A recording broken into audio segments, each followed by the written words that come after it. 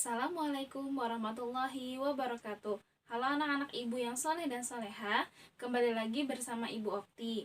Hari ini kita akan belajar mengenai tata cara bersuci dari hadas kecil.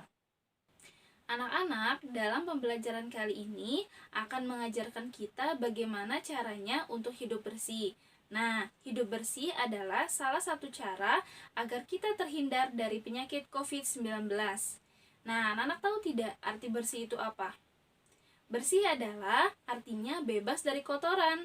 Suci artinya bebas dari najis. Sedangkan najis itu apa? Nah, sedangkan najis adalah yang menjadikan seseorang terhalangnya untuk beribadah kepada Allah karena misalkan kena jilatan anjing atau kena air seni atau urin.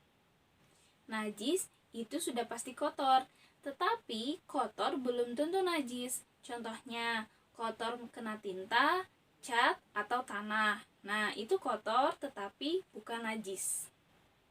Nah, sekarang bersih itu ada berapa sih? Bersih itu dibagi menjadi dua, bersih dari hadas kecil dan bersih dari hadas besar. Sedangkan hadas itu sendiri adalah keadaan seseorang yang tidak suci sehingga menjadikannya tidak sah dalam melakukan ibadah tertentu. Nah, hadas kecil ini salah satu penyebabnya adalah ketika kita buang air kecil, buang air besar, atau ketika kita kehilangan akal karena mabuk atau juga karena tidur. Dan ketika bersentuhan antara kulit perempuan dengan kulit laki-laki tanpa adanya batasan penghalang. Dan juga menyentuh kemaluan dengan telapak tangan bagian dalam. Yang kedua adalah hadas besar. Nah, hadas besar ini contohnya adalah mimpi basah pada laki-laki dan juga haid pada perempuan. Nah, untuk menghilangkan hadas besar ini dilakukannya dengan cara mandi wajib atau mandi besar, atau dalam bahasa Arabnya al-ghusl, yaitu mandi atau mengguyurkan air ke seluruh tubuh dengan aturan yang sudah diatur oleh syariat Islam. Anak-anak ibu, ketika kalian masuk ke dalam kamar mandi, perhatikan adabnya ya. Nah, adabnya itu salah satunya adalah ketika kita masuk ke dalam kamar mandi, utamakan dulu kaki sebelah kiri. Lalu, untuk keluar dari kamar mandi, dahulukan kaki sebelah kanan.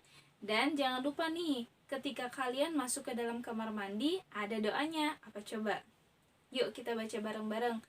Bismillahirrahmanirrahim. Allahumma inni a'udzubika minal khubuthi wal khaba'ith. Ya Allah, sesungguhnya aku berlindung kepadamu dari kejahatan dan kotoran.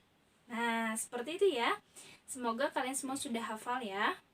Nah, anak-anak, sebelum kita beranjak nanti ke praktek wudhu dan tayamum, hari ini Ibu akan menjelaskan dulu mengenai najis-najis. Tadi di awal kita sudah berbicara tentang hadas kecil dan hadas besar. Di dalam Islam, najis dibagi menjadi tiga. Ada najis mukhafafah, najis mutawasitoh, dan najis mughaladhoh.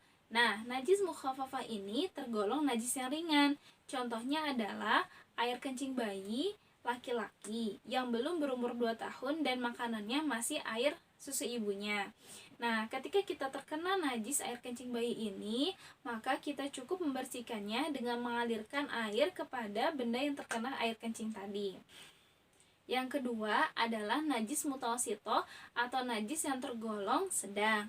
Nah, ini contohnya adalah segala sesuatu yang keluar dari kubul dan dubur manusia dan binatang. Nah, kubul dan dubur ini bagian anus dan kelamin ya. Untuk cara membersihkannya, anak-anak cukup membersihkannya dengan air hingga warna, rasa, dan baunya hilang.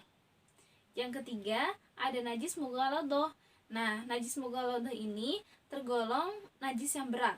Nah, contohnya itu kita sudah pada tahu ya, yaitu ketika kita kena jilatan anjing atau babi atau terkena tadi ya air liurnya dan keturunannya. Nah, cara membersihkannya ini adalah dengan air yang suci dialirkan dan juga menggunakan tanah sebanyak 7 kali. Oke anak-anak, tadi kita sudah belajar mengenai hadas, terus juga mengenai najis. Nah, apabila anak-anak nanti sholat, anak-anak harus perhatikan 3 hal. Yang pertama adalah pakaian kita. Pakaian kita dipastikan harus bersih, terbebas dari yang namanya najis dan kotoran. Yang kedua adalah badan kita. Nah, selain pakaian, badan kita pun harus bersih. Yang ketiga adalah tempat ketika kita sholat. Perhatikan baik-baik ketika ada kotoran, tolong dibersihkan ya. Bersih badan, pakaian, dan juga tempat sholat itu bukan berarti hanya dilaksanakan ketika sholat saja, tetapi harus dilaksanakan dalam kehidupan sehari-hari kita. Oke? Alhamdulillah anak-anak, pembelajaran hari ini telah selesai. Semoga pembelajaran hari ini dapat bermanfaat bagi kehidupan kalian ya. Semangat terus belajar dari rumah, tetap semangat dan terus jaga kesehatan. Terima kasih atas perhatiannya. Wassalamualaikum warahmatullahi wabarakatuh.